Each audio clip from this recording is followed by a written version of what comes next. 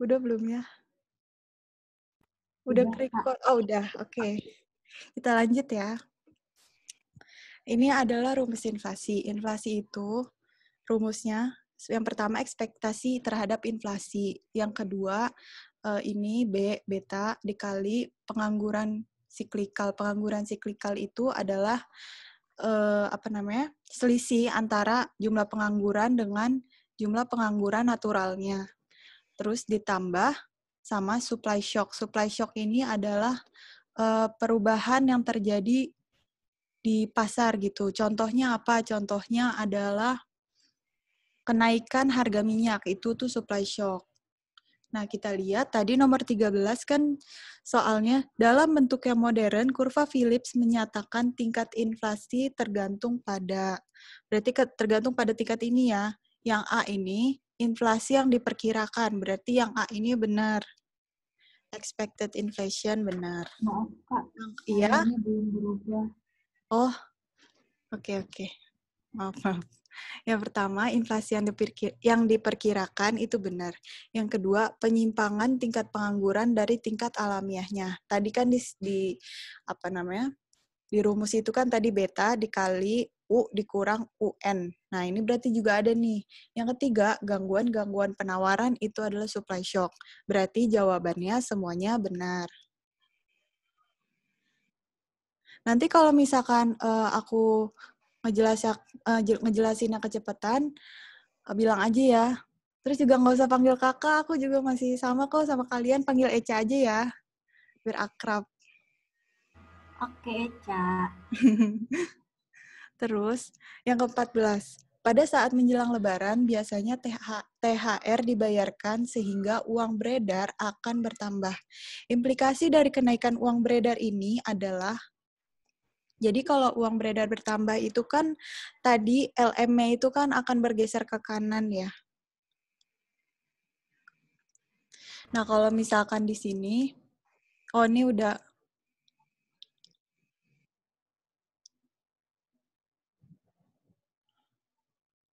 sorry ini belum berhenti. Nah, kalau misalkan LM itu bergeser ke kanan, ini nggak ada gambarnya. Oh ada. Nah ini nih tadi, uang yang beredar itu kan bertambah, M per P-nya bertambah. Bergeser ke kanan. Kemudian kalau kita tarik ke kurva si ISLM ini, ternyata LM ini juga akan bertambah. Kalau LM-nya bertambah, kita lihat di sini pengaruhnya terhadap suku bunga. Ternyata suku bunganya turun dari R1 ke R2. Dan juga di sini ada Y ya, Y-nya juga naik. Oke, di sini ada nih jawabannya apa? Oh, adanya suku bunganya turun. Kalau Y ini kan tadi naik ya, berarti salah. Kalau IS tadi tidak terpengaruh. Kurva LM bergerak ke atas itu salah. Harusnya bergerak ke kanan atau bergerak ke bawah. Yang ke-15, pemerintah berencana untuk menurunkan PPh badan dari 25% menjadi 22%, lalu menjadi 20%. Hal ini akan membuat, berarti PPh badannya ini kan lama-lama turun. Kalau misalkan pajak itu turun, artinya konsumsi itu akan meningkat. Kalau misalkan konsumsinya meningkat, otomatis kurva IS ini akan bergerak ke kanan. Karena kurva IS itu kan C tambah I tambah G. Kakak izin bertanya masih kurang Ya. jelas. Yang tadi yang nomor 14, yang D, kalau misalnya kurva LM ke kanan bukannya sama aja kayak ke atas? Kalau ini ya, kalau yang D ya. Nah, kalau misalkan di sini, kita lihat ternyata tuh kalau misalkan kurva LM ini agak beda nih. Kalau misalkan dia bertambah, dia kan bergerak ke kanan. Tapi kalau misalkan di kurva gambarnya ini, bergeraknya tuh ke bawah gitu. Padahal dia bertambah sebenarnya. Cuma kalau di kurva, gambarnya dia bergeraknya ke bawah. Gitu. Oh ya, makasih. Eca. Sama-sama. Nah, kita lanjut ya. Nomor 16. Yang tidak termasuk dalam IS shock adalah, nah IS shock ini apa sih? Shock ini adalah pergeseran gitu, shifting, yang membuat kurva IS ini bergerak. Nah, yang pertama, tren penggunaan uang elektronik. Nah, biasanya kalau tren penggunaan uang elektronik ini berdampaknya pada kurva LM karena mempengaruhi demand terhadap uang. Berarti nomor lagi option yang A ini bukan ya, udah tidak termasuk ya, berarti jawabannya. Kalau misalnya kita lihat yang kedua, boom dalam pasar saham. Boom dalam pasar saham ini artinya pasar saham ini naik gitu. Artinya I-nya tuh naik. Kalau I-nya naik, berarti kan termasuk dalam IS shock kan. Nah, yang C, kepercayaan atas kondisi ekonomi yang akan datang. Itu juga akan mempengaruhi investasi dan juga mempengaruhi konsumsi gitu. Kalau misalnya orang-orang kurang percaya terhadap kondisi ekonomi, biasanya tuh uangnya itu akan disimpan aja gitu, nggak mau dibelanjain. Nah, berarti ini juga mempengaruhi kurva IS. Perang dagang juga seperti itu, mempengaruhi kurva IS. Jadi yang bukan cuma yang A. Kemudian, nomor 17. Menurut hipotesis pendapatan permanen, semua kenaikan dalam pendapatan itu, jadi pendapatan itu kan terbagi dua ya, pendapatan permanen dan transitoris. Pendapatan permanen itu adalah pendapatan yang tetap gitu sepanjang tahun. Kalau misalnya transitoris itu pendapatannya tidak tetap, kayak misalkan dapat hadiah atau dapat keuntungan yang mungkin bisa dibilang itu untung-untungan aja gitu, tidak menentu lah intinya. Misalkan, kalau misalkan pendapatan permanennya itu naik 1 juta, maka 1 jutanya itu juga di seluruhnya akan dikonsumsi gitu kenaikannya. Beda halnya kalau misalkan pendapatan transitorisnya. Kalau pendapatan transitorisnya naik 1 juta, maka akan dibagi sisa usianya gitu. Contohnya misalnya sisa usianya nih tinggal 5 tahun lagi. Nah, kenaikan pendapatan 1 juta itu akan dibagi ke sisa usianya. Jadi 1 juta dibagi 5 tahun. Gitu. Hasilnya 200.000. Jadi dia dalam 1 tahun mengkonsumsi 200.000, sisanya ditabung. Jadi kalau di sini menurut hipotesis pendapatan permanen, semua kenaikan dalam pendapatan yang pertama permanen ditabung. Itu salah, karena kalau pendapatan permanen dikonsumsi. Yang B, pendapatan permanen dikonsumsi, ini benar. Yang C, transitoris ditabung. Sebenarnya benar, cuma di sini ada kata-kata semua, karena jadi jawaban C ini salah karena yang ditabung ini bukan semua, tapi sebagian.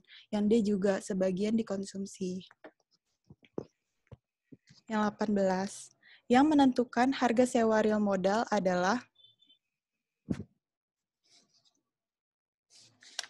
kalau misalkan ini udah ada rumusnya ya, rumusnya itu R per P sama dengan MPK. Jadi sewa real modal itu sama dengan produk marginal modalnya. Kalau misalnya nomor 19, nah nomor 19 ini sebenarnya kalau menurut aku ya, dari pandangan aku ini agak-agak membingungkan pertanyaannya, karena kita lihat dulu ya, yang paling tepat untuk menjelaskan lambannya implementasi dan dampak suatu kebijakan adalah, di sini kalau dari menurut pandangan aku ini, dia tuh mengarah kepada 2 jawaban. Yang pertama, lambannya implementasi itu kan artinya, implementasi itu kan pemerintah menerapkan kebijakan, artinya pemerintah membuat undang-undang, peraturan, dan lain-lainnya. Itu kan biasanya lebih dikaitkan dengan insight lags gitu. Insight lags itu adalah jeda antara terjadinya shock dengan pemerintah itu mengimplementasikan kebijakan. Dan yang kedua, dampak suatu kebijakan. Jadi saat pemerintah itu udah menerapkan undang-undang, itu kan pasti membutuhkan waktu untuk efeknya itu terjadi, mempengaruhi perekonomian itu kan. Nah, itu tuh yang disebut dengan outside lags. Jadi menurut pandangan aku, ini tuh jawabannya ada 2, harusnya inside lags dan outside lags. Cuma jawabannya ini di sini emang nggak ada gitu. Jadi kalau misalnya bagi aku ini aku skip ya. Cuma kalau misalkan aku lihat di Yang ada KJ-nya itu ya, itu jawabannya sih B dan D, tapi itu tuh mengarahnya ke outside legs-nya doang gitu kan. Selalu ada rentang waktu yang diperlukan bagi suatu kebijakan untuk dapat diketahui dampaknya terhadap perekonomian. Itu kan outside legs. Yang B juga outside legs. Padahal di sini lambannya implementasi menurut aku itu adalah inside legs gitu. Jadi mungkin kalau misalkan nanti ada yang punya pendapat lain bisa langsung ngomong aja ya. Nah, kita lanjut dulu. Iya. Kenapa nggak C aja jawabannya? Adanya kesalahan peramalan. Kalau kesalahan peramalan itu biasanya apa ya? Bukan untuk menjelaskan ini juga gitu. Itu bukan bentuk dari Lex ya kalau kesalahan peramalan itu gitu. Karena kalau Lex itu kan sebenarnya niatnya itu benar gitu. Kebijakannya itu benar, cuma ada rentang waktu aja gitu. Jadi memang tidak ada kesalahan, cuma ada rentang waktu gitu. Kalau menurut aku. Oh, oke, oke. Makasih, Cak. Iya, sama-sama. Nah, yang nomor 20 kita lanjut dulu ya. Ketika pemerintah memotong pajak dan menjalankan defisit anggaran, maka konsumen menanggapi pendapatan setelah pajak yang lebih tinggi dengan cara meningkatkan konsumsinya. Hal ini menggambarkan titik-titik atas utang pemerintah. Jadi gini, kalau misalkan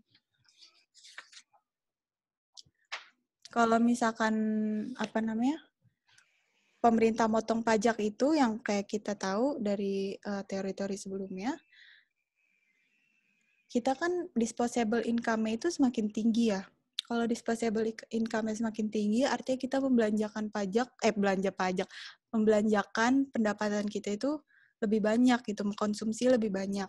Nah, ini tuh pendapat siapa sih? Ini adalah pandangan tradisional. Nah, perbedaannya kalau pandangan Ricardian itu mengatakan kalau misalnya disposable-nya income itu naik, konsumsi itu tidak terpengaruh karena menurut pandangan ini konsumen itu memutuskan seberapa banyak konsumsinya tidak hanya dari pendapatan saat ini tetapi juga pendapatan masa depannya. Jika saat ini pendapatan pajaknya dipotong itu kan artinya suatu saat pajaknya itu kan tinggi gitu kan, karena saat ini pajaknya dipotong, pajaknya berkurang, artinya pemerintah dapat dana dong dari luar negeri. Kalau dapat dana dari luar negeri, artinya suatu saat pemerintah harus membayarnya. Membayarnya dari mana? Dari pajak. Berarti di masa depan pajaknya itu akan tinggi. Nah, kalau misalkan pandangan Ricardian itu berpendapat bahwa kalau misalkan kita saat ini pajaknya dipotong, itu tuh orang-orang cenderung menabung untuk membayar pajak di masa depan gitu. Kalau misalnya yang B, adanya batasan peminjaman, itu artinya orang-orang itu mengkonsumsi hanya pendapatannya saat ini gitu. Dia tidak bisa meminjam uang, tidak bisa menambah konsumsinya melebihi pendapatannya saat ini gitu. Kalau ada yang perubahan kebijakan fiskal itu bukannya. Maksudnya bukan bahasan ini gitu.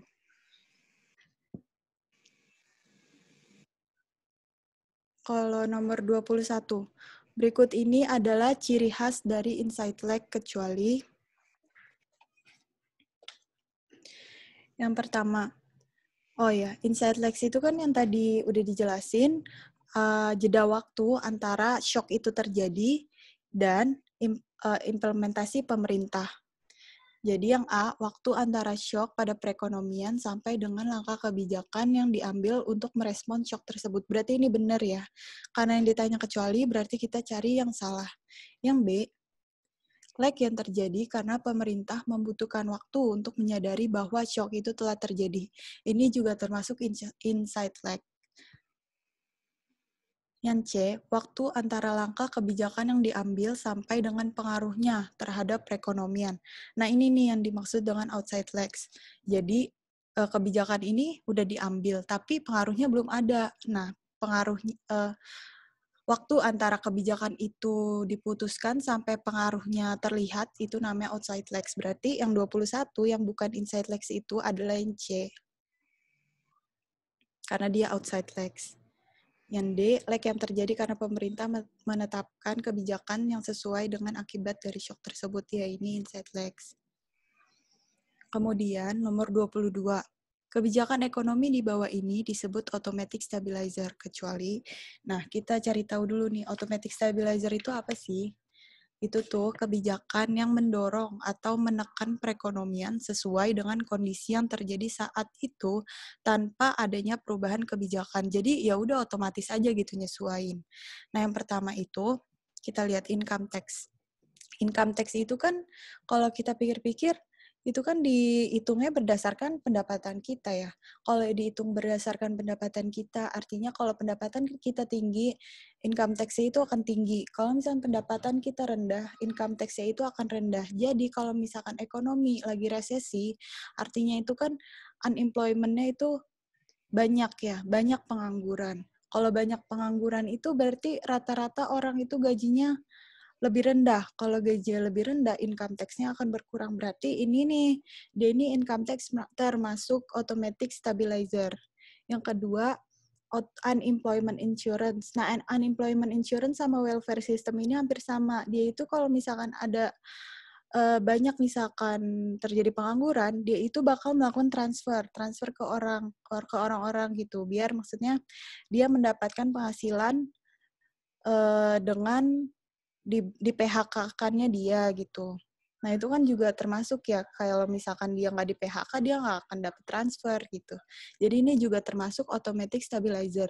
Nah yang bukan berarti property tax, karena kalau misalkan orang itu pendapatannya turun, atau pendapatannya naik, dia tuh nggak langsung membeli dan menjual rumah kan. Pasti ada jangka waktu kayak, itu tuh biasa kalau misalkan kita mau beli rumah itu kan jangka waktunya lama gitu ya. Itu hampir plan jangka menengah sampai jangka panjang gitu kan. Jadi nggak mungkin dalam waktu dekat gitu. Jadi tidak termasuk automatic stabilizer.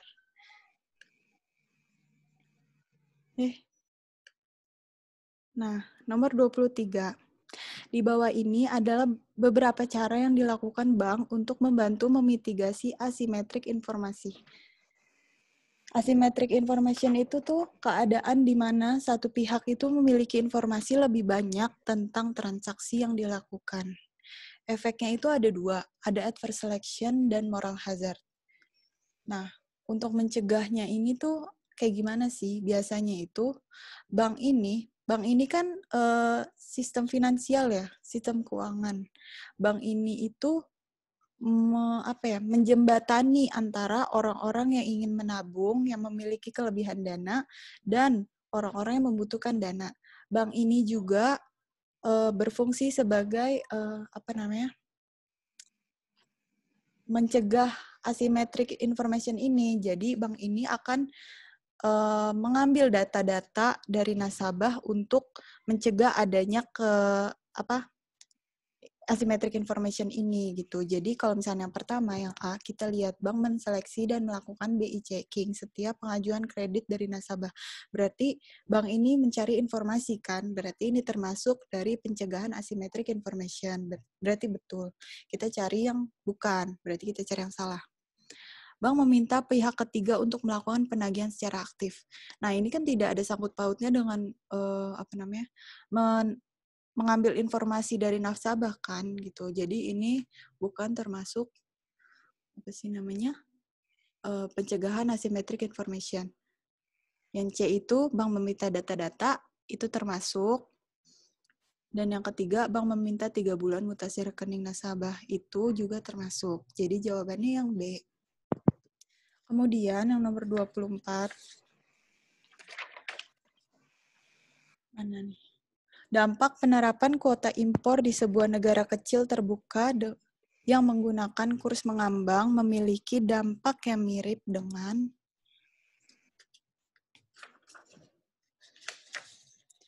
Nah, kita lihat di sini grafiknya.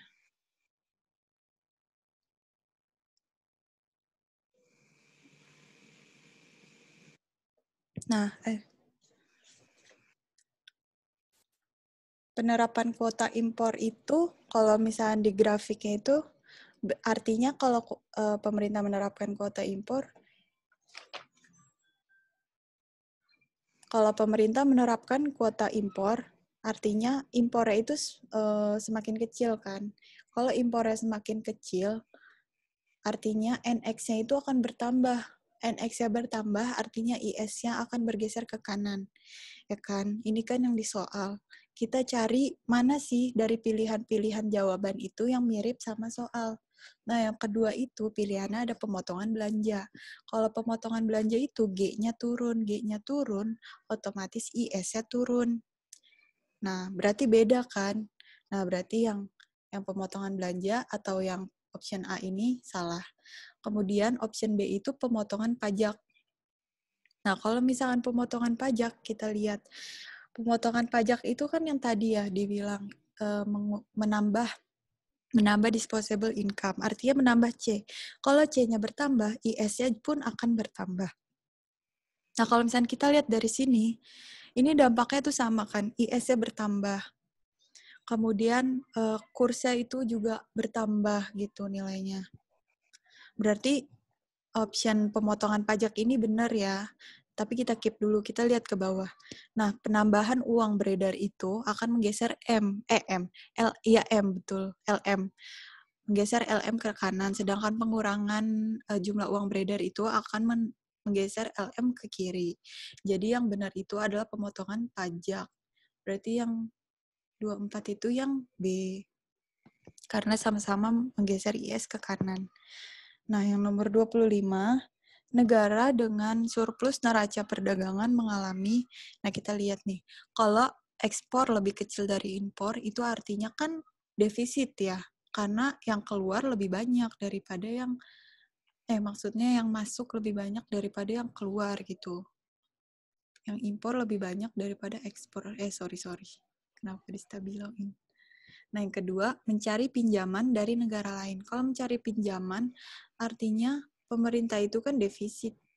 Nah, kalau defisit ya artinya bukan gitu. Nah, ini yang C juga.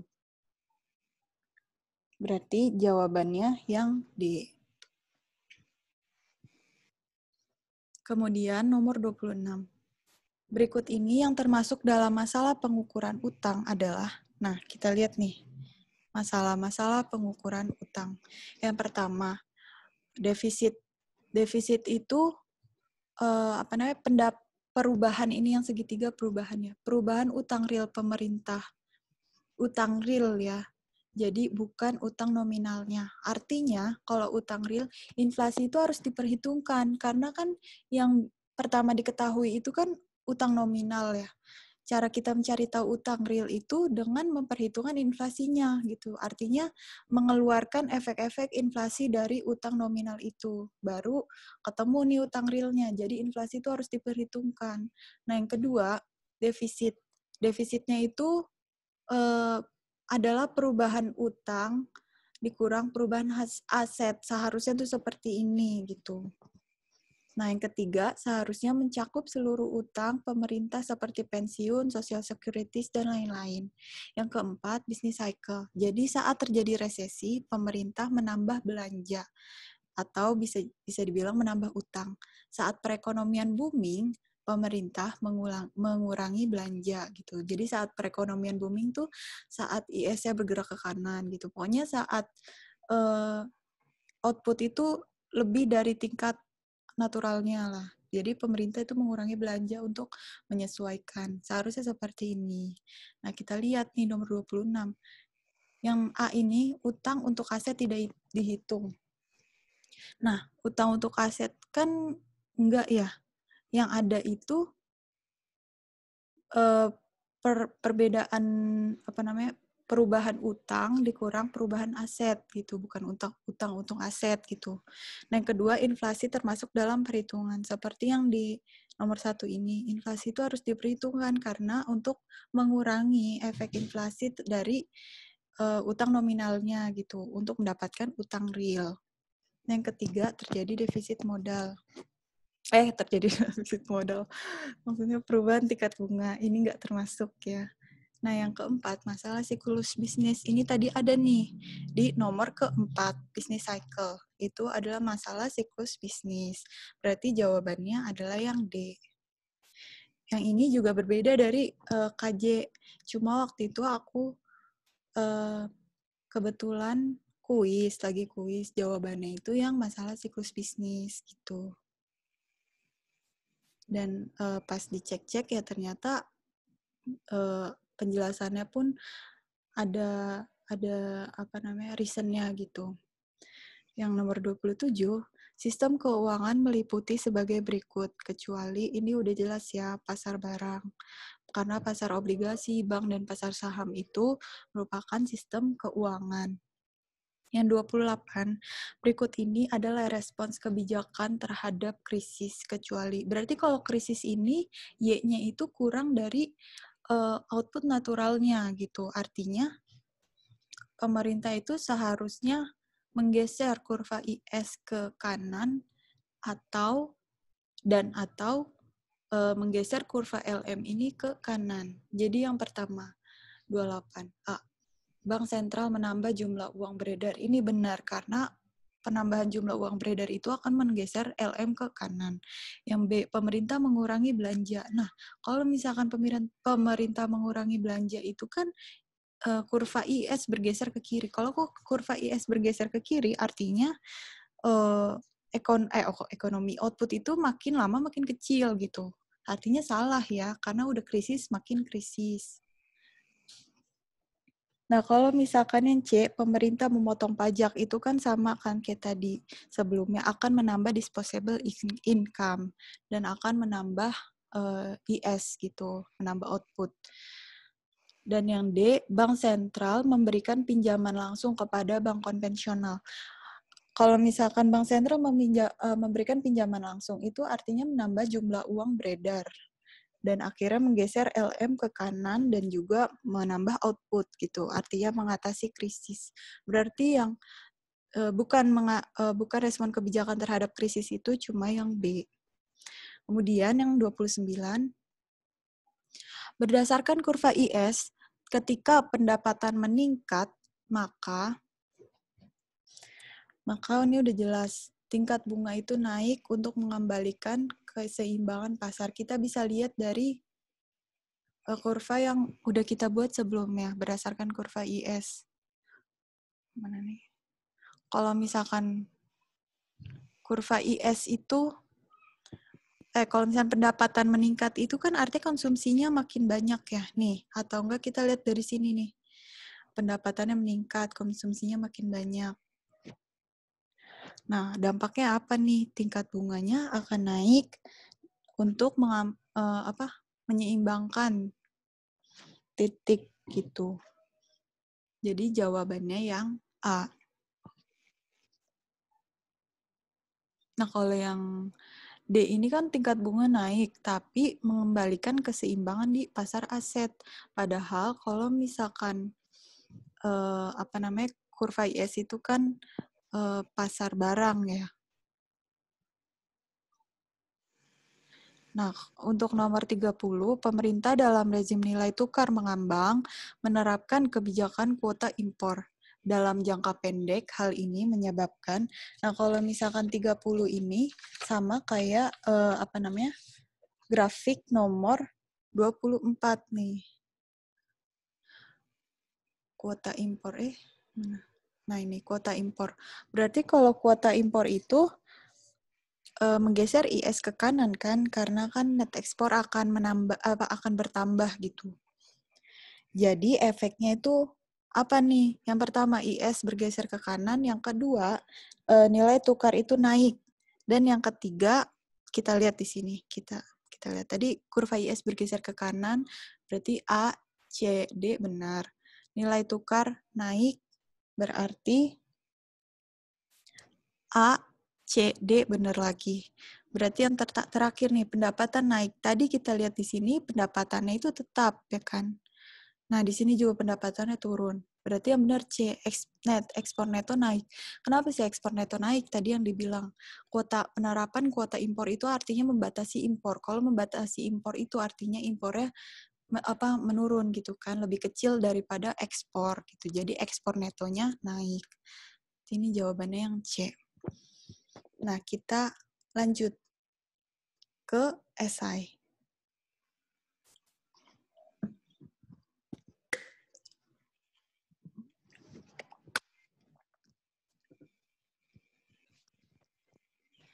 nomor 1, efek dari ekspansi fiskal terhadap investasi dikatakan bersifat ambigu. Jelaskan dengan grafik mengapa demikian. Nah, ini kebetulan aku belum gambar grafiknya, tapi aku coba gambar di sini. Salah. Nah, kenapa sih kalau misalkan ekspansi fiskal itu dikatakan ambigu? Dari yang aku baca-baca, jadi kalau misalkan menurut teori Keynes itu kan yang seperti kurva ISLM itu kan, ini maaf ya jelek gambarnya. Nah, kalau misalkan ekspansi fiskal, IS-nya kan berarti bergeser ke kanan. Jangan pakai yang ini deh. Pakai yang ini aja. IS-nya ini bergeser ke kanan. Nah, kalau IS-nya bergeser ke kanan, artinya suku bunganya ini kan naik ya. Suku bunganya naik, itu kan artinya maksudnya membuat investasi itu menjadi turun. Kenapa investasi turun kalau tingkat bunganya naik? Karena kalau tingkat bunganya naik, investasi itu kan para pengusaha itu meminjam modal untuk membeli barang investasi gitu. Nah, kalau misalnya meminjam dana. Kalau minjam dana itu kan kalau misalkan suku bunganya tinggi, itu akan menambah cost of borrowing kan, menambah cost. Jadi akan mengurangi daya tarik dari para pelaku usaha untuk berinvestasi gitu. Jadi kenapa kalau misalnya dari ISLM ini penambahan ekspansi fiskal itu akan menurunkan investasi gitu. Nah, tapi kalau misalnya kita lihat dari teori yang lain, teori yang tadi kita bahas juga, pandangan Ricardian, itu kan mengatakan bahwa kalau misalkan bukan pandangan Ricardian. Coba aku lihat dulu ya.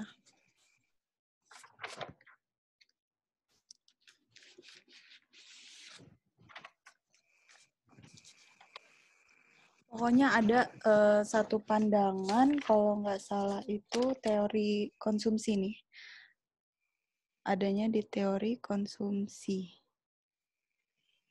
Oh, dari teorinya John Maynard Keynes.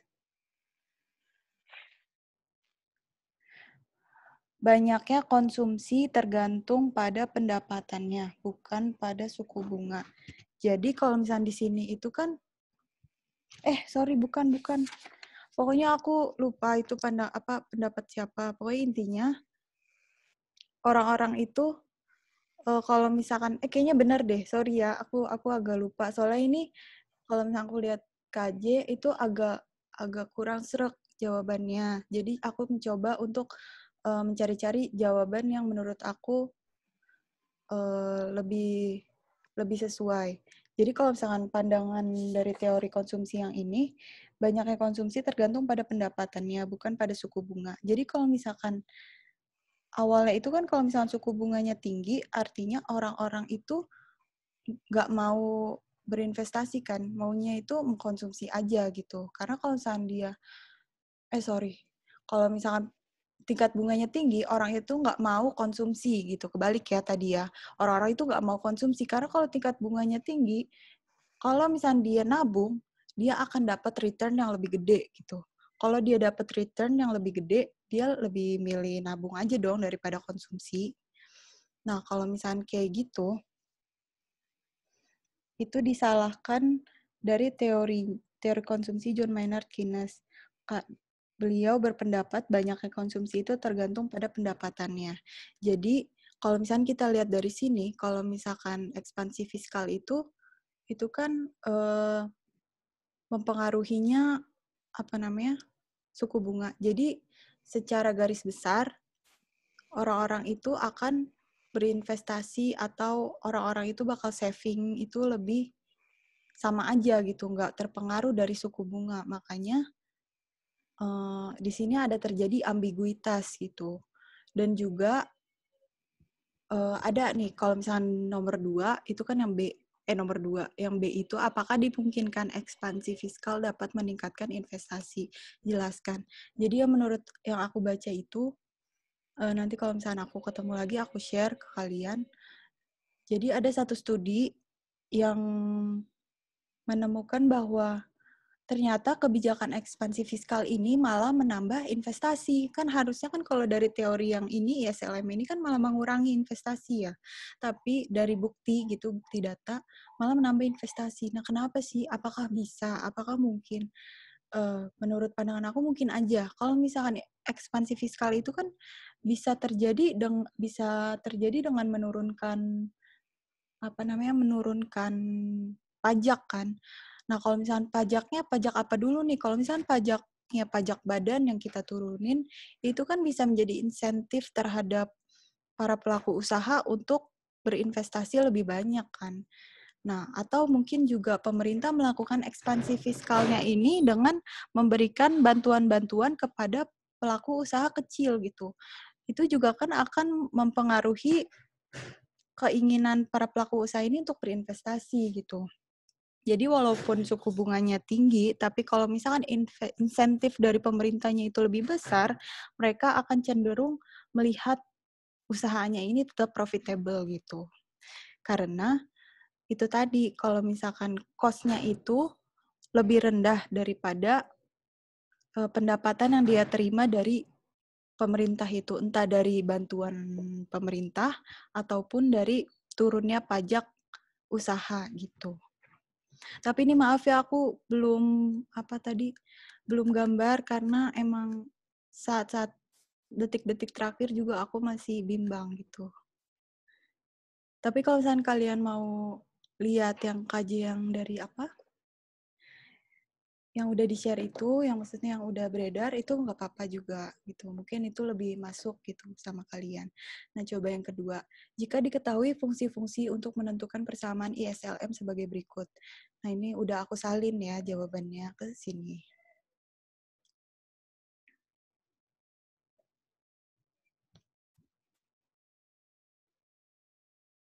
Nah, persamaan IS.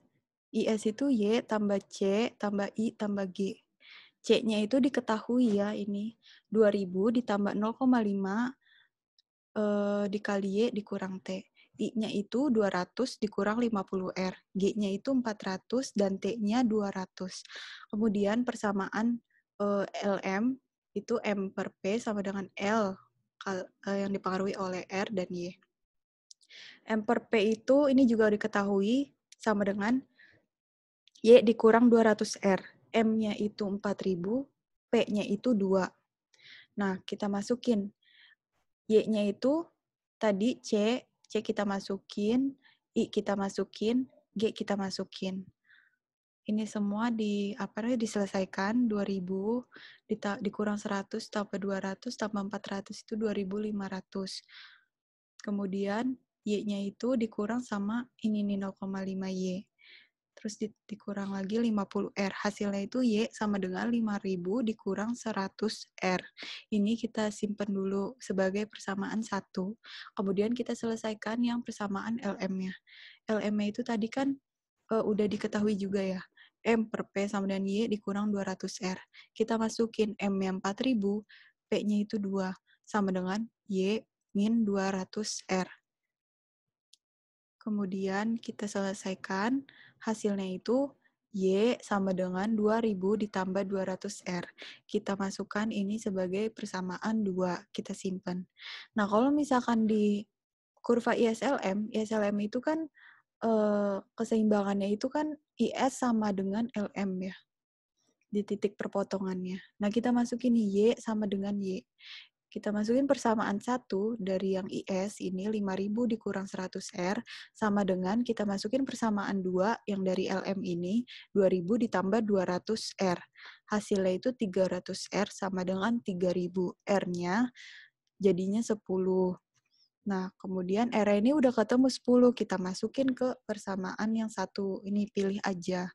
Nah, masukin aja nih 5000 dikurang 100R, artinya 5000 dikurang 100 dikali 10. 5000 dikurang 1000 hasilnya 4.000. Berarti R-nya 10, Y-nya 4.000. Nah, yang B ini asumsinya kalau kalau G-nya itu 900. Nah, kalau G-nya itu 900, kita ganti aja nih G-nya 900 dengan LM-nya itu tetap ya kan. Nah, kita cari aja nih persamaan yang IS-nya. Dimasukin Y sama dengan 2000 tambah 0,5 Y dikurang ini jadi 100 ditambah 200 dikurang 50 R ditambah 900. 0,5 Y-nya dipindah ke kiri, 0,5 Y jadinya 3000 dikurang 50 R. Y sama dengan 6000 dikurang 100 R. Ini dapat persamaan 1. Persamaan 2-nya itu kan nggak ada pengaruh dari G kan. Jadi kita langsung ambil aja nih, kita salin yang dari atas. 2000 ditambah 200 R. Nah, sama kayak tadi, kita cari titik perpotongannya. IS sama dengan LM. 6.000 dikurang 100 R, ini dari persamaan 1, dan 2.000 ditambah 200 R, ini dari persamaan 2. Jadi 300 R sama dengan 4.000. 4.000 dikurang 300, hasilnya 13,33. R ini 13,33. Nah, kita masukin ke persamaan 1. Yang ini. 6.000 dikurang 100 dikali 13,33. Hasilnya 6.000 dikurang 1.333,33. Hasilnya Y sama dengan 4.666,67. Gitu. Nah, yang ketiga, jelaskan teori-teori konsumsi yang saudara ketahui. Nah, ini yang tadi aku bilang. Nah, kita bahas dulu deh. Teori konsumsi itu yang pertama, John Maynard Keynes. John Maynard Keynes ini bilang, kalau misalnya orang-orang menambah konsumsinya seiring dengan kenaikan income-nya. Jadi kalau misalkan income-nya naik, lama-lama itu konsumsinya naik. Dan kenaikan satu income itu akan menambah sebesar sebesar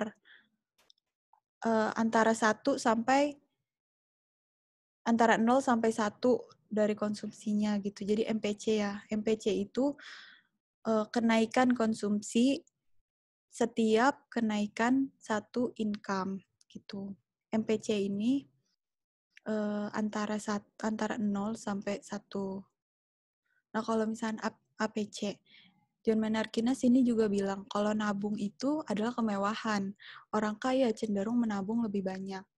Maka dari itu APC turun seiring dengan naiknya pendapatan. Kalau misalnya digambari, di sini. Kalau digambarin tadi, yang MPC itu kayak gini ya. Nih. Jadi setiap satu, ini C, ini Y.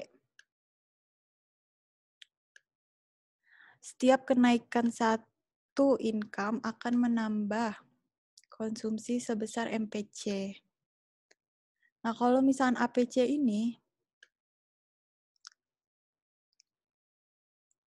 nih, misalkan konsumsinya begini. Kalau misalnya titik konsumsinya di sini nih, APC-nya ini gini. Artinya kenaikan rata-ratanya itu tinggi. Nah, kalau misalnya kita lama-lama, kalau pendapatannya tinggi, ya misalnya di sini nih, lama-lama APC-nya itu jadi rendah gitu. Jadi lebih landai, lebih rendah gitu. Makanya dia bilang kalau misalkan nabung itu kemewahan gitu. Jadi semakin tinggi pendapatan, orang-orang itu akan menabung lebih banyak dan mengkonsumsi lebih sedikit dari bagian pendapatannya. Nah, yang ini yang tadi aku bilang, kalau misalkan banyak dikonsumsi tergantung pada pendapatannya, bukan pada suku bunga. Kalau misalkan sebelumnya itu kan semakin konsumsi itu kan juga ditentukan dari suku bunga ya. Kalau misalkan suku bunganya tinggi, orang-orang itu nggak mau konsumsi gitu. Karena kalau misalkan dia nabung, dia punya lebih banyak return, dia punya lebih banyak pendapatan lagi gitu. Tapi kalau misalkan di sini, dia bilang banyaknya konsumsi itu tergantung pada pendapatannya, tidak terpengaruh oleh suku bunga. Anomali ini adalah apa ya? Sanggahan terhadap teorinya John Maynard ini.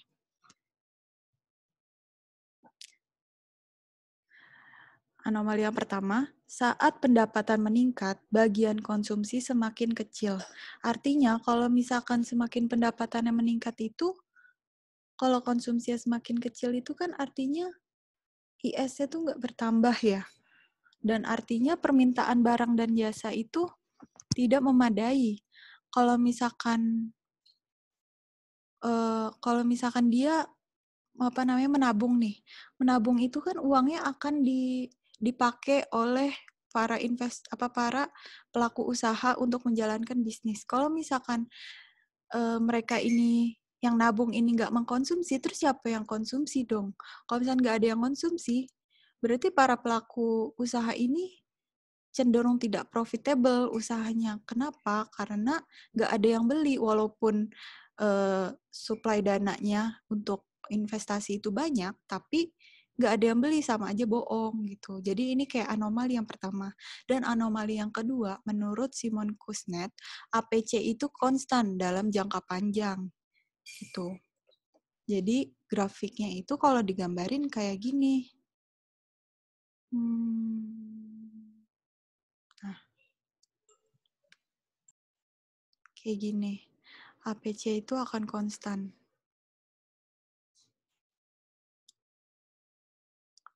Gitu. Dalam jangka panjang ya. Jadi dalam jangka pendek APC itu akan menurun, tapi kalau dalam jangka panjang APC itu akan konstan. Terus teori yang kedua, Irving Fisher. Teori intemporal budget constraint. Jadi konsumen yang rasional dan forward looking membuat keputusan lintas periode dengan batas anggaran yaitu total sumber daya masa sekarang dan masa depan. Jadi misalkan ini diibaratin itu hanya ada 2 periode. Periode pertama dan periode kedua. Periode pertama misalkan dia punya pendapatannya ini Y1. Periode kedua pendapatannya ini Y2. Kalau misalkan dia ini punya pilihan-pilihan gitu. Entah mengurangi pendapatan masa sekarang demi menambah mengurangi konsumsi masa sekarang demi menambah konsumsi masa yang akan datang, atau menambah konsumsi masa sekarang demi mengurangi konsumsi di masa yang akan datang. Nah, kalau misalkan dari yang pertama ini, grafik yang pertama, kita lihat Y-nya ini kan konsumsi di periode pertama ini lebih besar daripada pendapatannya ya. Nah, artinya dia ini melakukan peminjaman uang pada periode pertama. Yang imbasnya apa? Yang imbasnya pada periode kedua, konsumsinya ini jadi semakin sedikit gitu. Karena dia harus membayar hutang. Hutang yang hutang dari pinjaman uang pada periode 1. Kalau misalnya dari grafik yang kedua, ini kebalikannya. Kita lihat konsumsi pada periode 1 ini lebih rendah daripada pendapatannya pada periode 1. Artinya dia menabung pendapatan pada periode 1. Kalau misalnya dia menabung pendapatan pada periode 1, artinya pada periode 2 dia bisa memanfaatkan pendapatannya itu. Jadi konsumsi pada periode 2 lebih banyak. Nah, pilihan-pilihan ini untuk apa sih sebenarnya? Nah, pilihan antara menambah konsumsi periode 1 atau menambah konsumsi periode 2 ini untuk mencapai tingkat kepuasan tertinggi atau optimum gitu. Nah, kemudian yang ketiga, Franco Modigliani, teori life cycle hypothesis.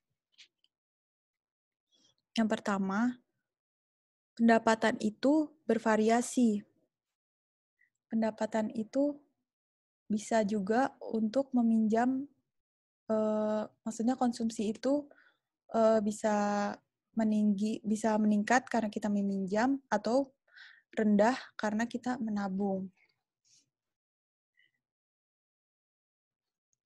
Dan juga untuk meratakan konsumsi seumur hidup.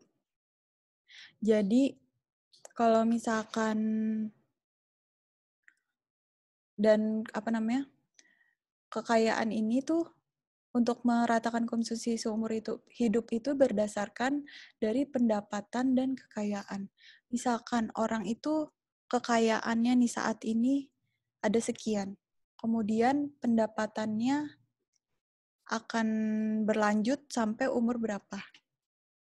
Nah, pendapatan sampai umur berapanya itu akan dikali sampai tahun dia pensiun.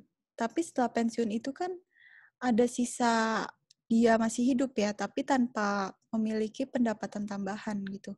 Jadi, kekayaan dia saat ini dengan ditambah pendapatan dia selama masih bekerja, itu akan dibagi rata ke seumur hidup dia gitu.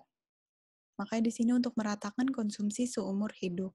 Yang keempat, Milton Friedman, hipotesis pendapatan permanen. Ini yang tadi kayak kita udah bahas juga di awal, Y sama dengan Y permanen ditambah Y transitoris, bukan.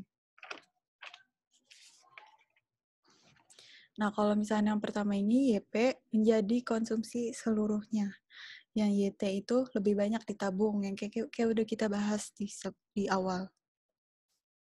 Karena yang kedua ini akan dibagi ke selama dia hidupnya gitu, akan dibagi ke sisa hidupnya pendapatannya.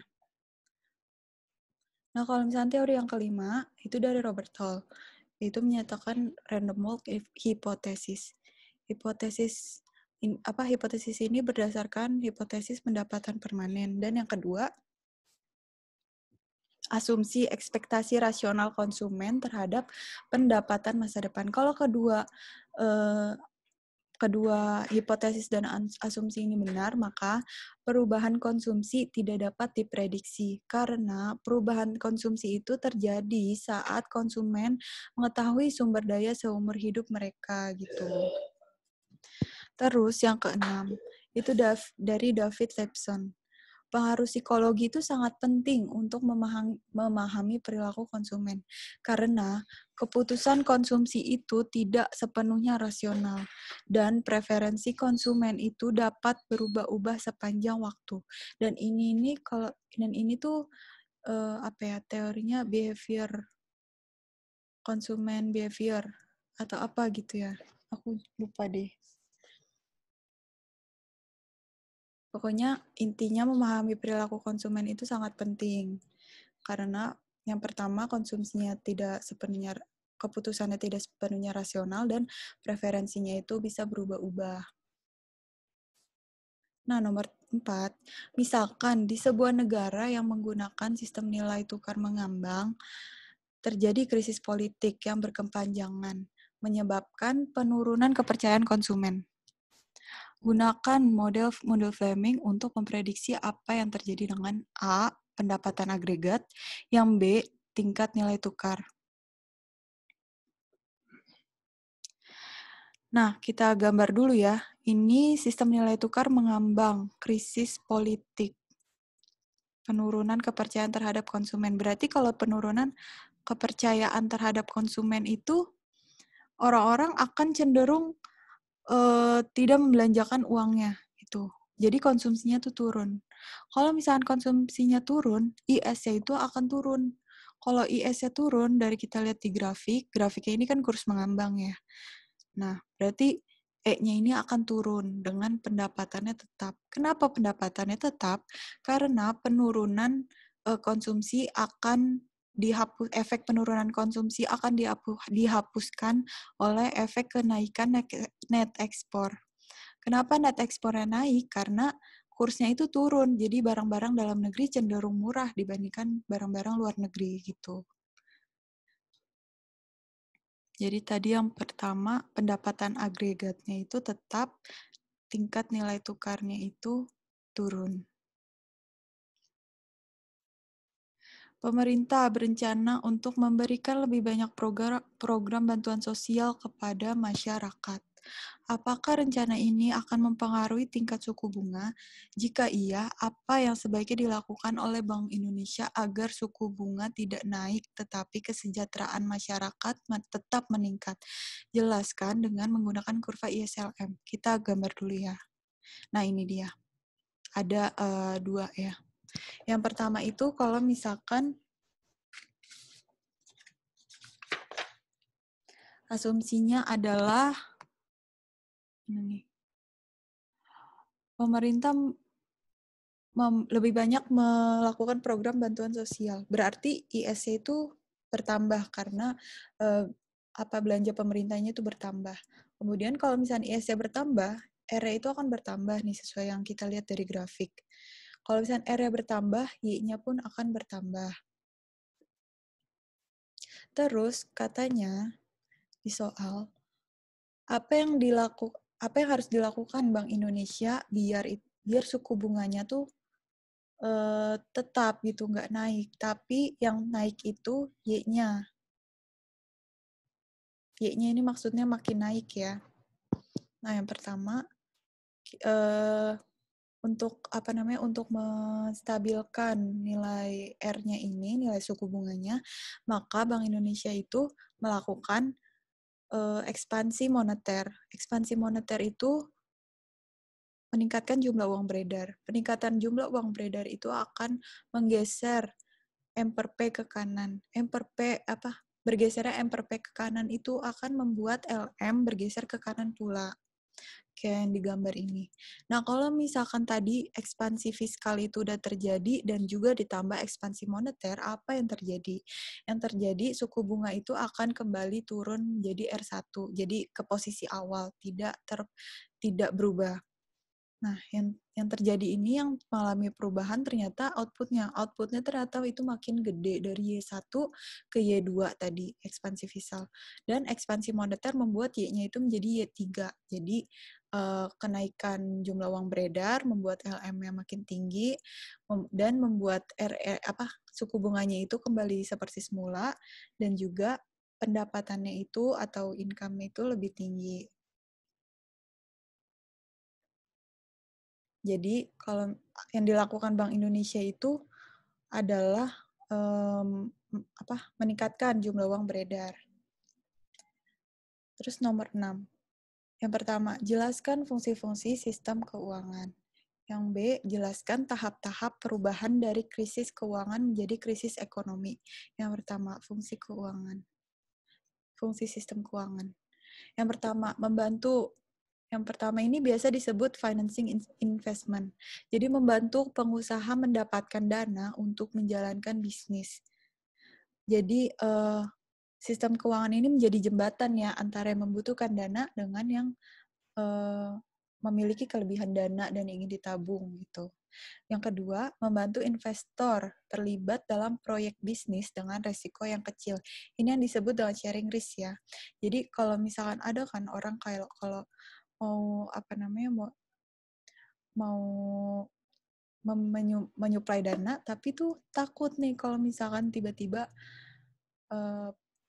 usahanya itu yang dimana dia mensuplai dana itu tiba-tiba anjlok gitu kan. Makanya dilakukan pembagian dana ke beberapa proyek bisnis gitu. Dan proyek bisnisnya ini tidak boleh saling keterkaitan gitu. Karena kalau saling keterkaitan, satunya jatuh, semuanya jatuh gitu kan. Kalau misalkan tidak keterkaitan, satunya jatuh, satunya naik. Dan akhirnya membuat rata-rata pendapatan dari investasinya itu stabil gitu, stabil naik. Nah, kalau misalkan biasanya nih kayak gini-gini disebutnya reksadana atau melalui mutual fund gitu.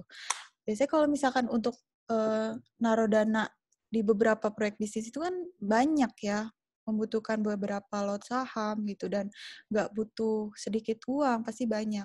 Tapi kalau misalnya dengan reksadana gitu, mutual funds, itu tuh dia bisa menjembatani juga. Jadi bisa menjual dalam jumlah yang lebih kecil gitu. Jadi nggak terlalu mahal. Nah, yang ketiga, membantu melindungi kreditur dari debitur yang tidak bertanggung jawab. Ini untuk mencegah asymmetric information. Yang tadi, langkah-langkahnya itu, bank itu mencari tahu data-data dari nasabah gitu agar tidak terjadi asymmetric information. Dan yang terakhir, membantu menyalurkan tabungan ke proyek yang lebih profitable. Ini tuh hubungannya untuk mendorong pertumbuhan ekonomi. Kalau misalkan tabungan itu disalurkan ke proyek yang lebih profitable, artinya I itu akan semakin naik. Dan juga kalau misalkan orang-orang yang menyuplai dana itu mendapat return yang gede, kan konsumsi juga akan naik kan. Artinya akan mendorong pertumbuhan ekonomi gitu. Karena C dan I-nya akan naik. Yang kedua, jelaskan tahap-tahap perubahan dari krisis keuangan menjadi krisis ekonomi. Nah, yang pertama itu terjadi bubble. Nah, kalau misalnya di Amerika Serikat dulu waktu tahun 2009 itu ada nih pernah bubble. Jadi, ceritanya begini.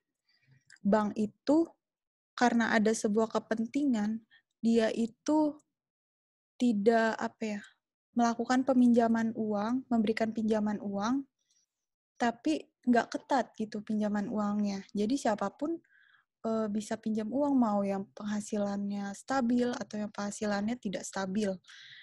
Nah, dari situ akhirnya orang-orang itu kan berbondong-bondong. Oh iya, dan satu catatan, pinjaman uang ini dikhususkan untuk pembelian rumah ya. Karena kalau misalkan pembelian rumah itu, bank itu berpikir kalau misalkan orangnya pun nggak bisa bayar, setidaknya bank itu nanti bisa dapat rumah gitu. Karena kan kalau misalkan beli rumah pakai pinjam uang, jaminannya tuh rumah kan. Nah, akhirnya bank itu kayak ya udahlah, kita pinjemin aja uang. Kalau kita nggak dapat duit, kita dapat rumah kok. Nah, karena kemudahan untuk meminjam uang dalam membeli rumah itu, akhirnya rumah nih banyak yang beli gitu kan. Kalau misalnya rumah banyak yang beli, demand-nya naik kan. Demand-nya naik. Akhirnya harganya rumah itu makin lama makin mahal banget. Akhirnya harganya tinggi, melonjak. Nah, harganya tinggi, makin lama orang-orang kok mikir, oh iya, ini rumah harganya makin tinggi. Jadi orang-orang tuh nggak beli rumah lagi, nggak mampu gitu, karena harganya tinggi banget. Nah, karena orang-orang nggak mampu lagi beli rumah, akhirnya demand-nya turun. Dan juga ditambah, nggak usah, kita demand-nya turun dulu. Kalau demand-nya turun, harga rumah itu kan makin anjlok ya. Nah, siapa yang rugi? Yang rugi itu bank. Kenapa banknya rugi? Karena tadi udah disebutin, orang-orang yang ekonominya mungkin pendapatannya kurang stabil, dia juga bisa meminjam uang. Dan nggak mungkin dong cuma 1-2 orang yang kayak gitu, pasti banyak banget. Ini karena banyak banget, akhirnya bank itu mengambil alih banyak rumah kan. Kalau misalnya bank mengambil alih banyak rumah yang tadinya nilai rumahnya tinggi, tiba-tiba pas demand-nya turun, harga rumahnya jatuh, artinya bank rugi dong. Kalau misalnya kalau banknya rugi, ya udah bank ini mengalami insolvencies gitu. Bank ini tidak memiliki dana lancar untuk uh, membayar hutang-hutangnya, yaitu kepada para nasabah yang meminjamkan uang. Nah, akhirnya karena insolvencies ini terjadi trust issue pada sistem keuangan. Jadi orang-orang ini udah gak percaya lagi banknya ini bangkrut gitu kan. Ya maksudnya anjlok lah banknya gitu. Karena trust issue, orang-orang ini melakukan bank rush. Bank rush itu orang-orang berbondong-bondong mengambil dananya dari bank gitu. Jadi kan padahal bank itu kan nggak punya dana lagi kan, nggak punya dana lagi, tapi orang-orang berbondong ngambil uangnya di bank. Jadi ya udah hanya beberapa orang yang bisa ngambil uangnya dari bank. Nah akhirnya karena dananya makin lama ya makin nggak ada, bank itu mengurangi pemberian pinjaman. Dan akhirnya terjadi credit crunch. Credit crunch ini apa sih? Karena tadi bank itu nggak punya dana sama sekali. Harusnya itu bank itu kan menjadi jembatan antara orang pensuplai dana dan orang yang membutuhkan dana untuk melakukan proyek yang profitable. Nah, harusnya bank ini bisa meminjamkan dana kepada para pelaku usaha yang memiliki proyek yang profitable. Kalau misalkan proyek yang profitable ini kan bagus ya untuk perekonomian ya. Tapi karena adanya insolvencies ini, bank itu nggak bisa gitu, nggak bisa memberikan pinjaman ke siapapun termasuk ke pelaku usaha yang profitable. Jadi itu disebut dengan credit crunch. Kalau terjadi credit crunch ini C sama I-nya turun. Kenapa? Karena yang tadi dibilang, harusnya orang yang pelaku usaha yang profitable itu bisa menjalankan usahanya kan. Kalau menjalankan usahanya, I-nya itu bakal naik. I-nya naik, orang-orang bisa dipekerjakan lebih banyak. Kalau misalnya banyak orang yang bekerja, itu akan meningkatkan C. Tapi ini terjadi sebaliknya, C dan I-nya turun. C dan I-nya turun membuat economic downturn. Economic downturn akan membuat makin banyak unemployment. Unemployment makin banyak, C-nya makin turun, I-nya makin turun lagi. Itu yang disebut dengan vicious circle. Jadi terjadi secara berulang-ulang gitu resesinya. Akhirnya lama-lama krisis gitu. Jadi inilah yang disebut tadinya krisis finansial, ya kan nih, krisis keuangan, jadi krisis ekonomi gitu ceritanya. Nah, kita lanjut ya. Yang ke-7, jelaskan tentang yang A, Lukas kritik. Lukas kritik. Para ekonom itu, Lukas kritik itu, berpendapat bahwa para ekonom itu harus lebih memperhatikan bagaimana orang berekspektasi terhadap masa depan. Karena ekspektasi itu mempengaruhi perilaku. Misalnya, banyaknya konsumsi rumah tangga itu ditentukan oleh ekspektasi pendapatan masa depan. Kalau misalkan ekspektasi pendapatan masa depannya tinggi, orang-orang itu pasti konsumsinya lebih banyak gitu. Kalau misalkan ekspektasi pendapatan masa depannya itu rendah, orang-orang itu konsumsinya makin dikit saat ini gitu. Karena kan yang tadi kan, konsumsi seseorang itu ditentukan dari keseluruhan pendapatannya, masa sekarang ataupun masa depan. Nah, kalau misalkan, kenapa sih para ekonom tuh harus memperhatikan si ekspektasi orang ini? Karena kalau misalkan orang ini nggak percaya sama kebijakan yang diambil pemerintah, artinya orang ini pikir kalau misalnya masa depan tuh perekonomian nggak bagus, dan akhirnya pendapatan masa depan itu kecil. Kalau misalnya pendapatan masa depan kecil, konsumsi saat ini tuh kecil. Kalau konsumsi saat ini kecil, artinya saat ini pun akan terjadi resesi gitu. IS itu akan bergerak ke kiri, ya kan? Karena konsumsi makin kecil. IS bergerak ke kiri, impasnya Y-nya itu akan bergerak ke kiri juga gitu. Padahal awalnya ini cuma ekspektasi doang gitu kan. Awalnya ini pemerintah masih belum benar-benar salah mengambil kebijakan, tapi cuma ekspektasi orang-orang aja, jadi bikin ekonomi beneran turun gitu. Dan yang kedua, banyaknya investasi perusahaan. Ekspektasi banyaknya investasi perusahaan ini ditentukan oleh ekspektasi keuntungan masa depan. Sama kayak tadi, kalau misalkan masa depan itu dilihat, oh, apa keadaan politiknya, keadaan ekonominya ini akan stabil gitu. Jadi orang-orang itu lebih pede gitu untuk membuka usaha. Kalau misalnya orang-orang lebih pede membuka usaha, artinya I-nya itu kan bakal tinggi kan. I-nya bakal tinggi akan menambah IS. IS-nya nambah, itu juga kan akan menambah pendapatan gitu kan.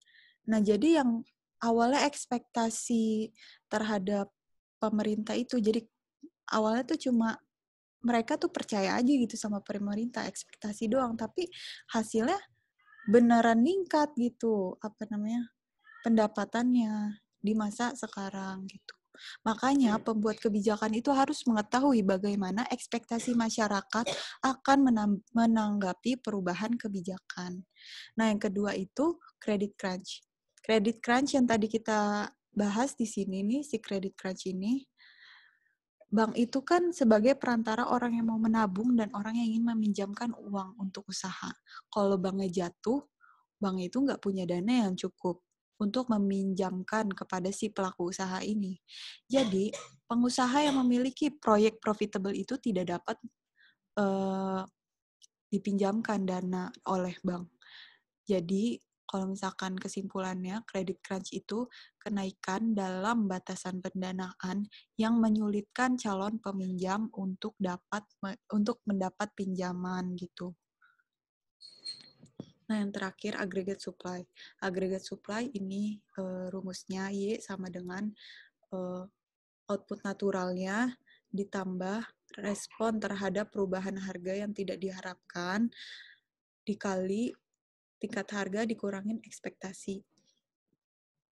Jadi kalau misalkan P-nya ini lebih besar dari ekspektasinya, P yang terjadi ya, P yang terjadi, tingkat harga yang terjadi itu lebih besar dari ekspektasinya, maka output-nya pun lebih besar dari output naturalnya. Kita bisa lihat kalau misalnya dari grafik ini digedein. Di atas ini kalau misalkan di titik ini nih misalnya, di titik ini, P-nya ini kan lebih besar dari P ekspektasi. Ini P ekspektasinya yang ini ya, yang di titik-titik-titik ini, di garis putus-putus yang di tengah.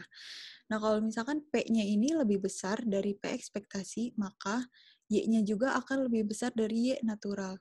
Y natural itu ini, output natural. Nah, kalau misalkan P-nya sama dengan P ekspektasi, ini Y-nya itu akan sama dengan output naturalnya. Dan kalau misalkan tingkat harganya ini lebih rendah dari ekspektasinya di sini, ini akan menyebabkan Y-nya itu kurang dari output natural. Nah, terus ada lagi nih, teori sticky price, ya kan? Nah, tapi harga itu terbagi menjadi dua kan. Harga itu ada yang fleksibel. Kalau fleksibel rumusnya P kecil, harga yang diinginkan sama dengan tingkat harganya ditambah A, yaitu respon harga yang diinginkan perusahaan terhadap tingkat output dikali Y dikurang Y naturalnya.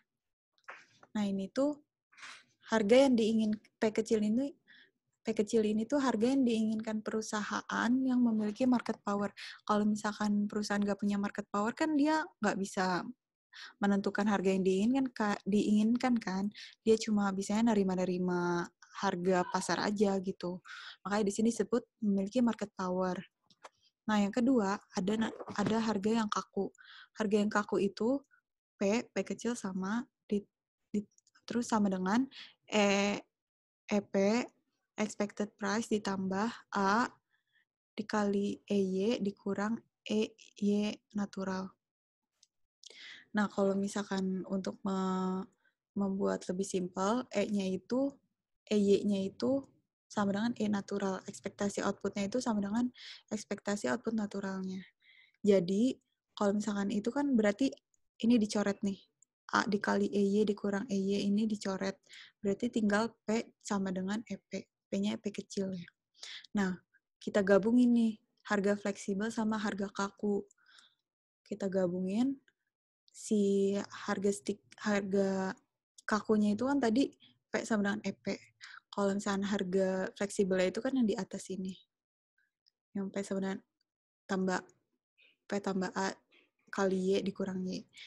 Nah, bedanya karena dia ada dua, kita ini harus menentukan fraksi gitu. Berapa sih bagian dari yang harga yang sticky dan bagian dari harga yang fleksibel. Harga yang sticky itu disimbolin sama S, kalau harga yang fleksibel itu 1 kurang S. Nah, kalau misalkan dimodifikasi nih rumusnya, ketemu P sama dengan EP ditambah IS, dalam kurung IS dikali A dibagi S dikali Y dikurang Y natural. Kalau misalkan EP-nya naik, otomatis P-nya naik. Kalau misalkan di sini Y-nya naik, P-nya pun naik. Dan kalau misalkan rumus ini diturunin, itu akan jadi rumus yang ini. Jadi ini adalah rumus agregat supply. Seperti itu. Nah, sekiranya mungkin itu aja gitu ya. Mungkin tadi cuma yang ini nih, yang jawaban nomor 1 ini agak belibet-libet aku jelasinnya ya, karena aku lupa nyatetnya gitu.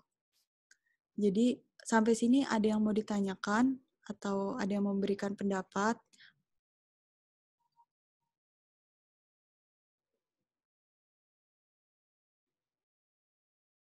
Halo? Ini aku stop share dulu ya.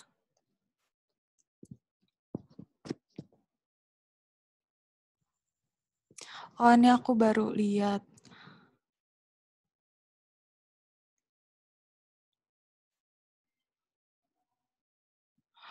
Oh, ya maaf tadi aku baru baca beberapa chat karena tadi chatnya itu nggak tahu munculnya dari mana kalau misalkan lagi share screen. Oh enggak, kamu nggak nge-distract aku, bantu aku, makasih ya. Y dikurang 200 R. Y dikurang 200 R. Bentar.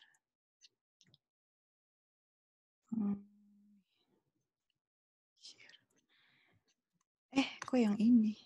Bukan.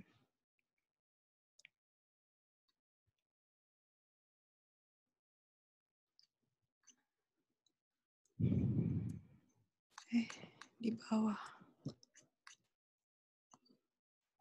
Ih, mana ya? Nah.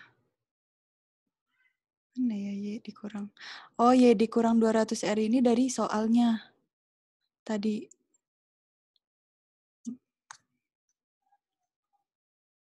Nih. M per P sama dengan Y dikurang 200 R. Nah, minta catatan. Iya, boleh. Nanti aku kirim ke siapa ya? Oh, di-share di grup. Ntar. Aku share ya.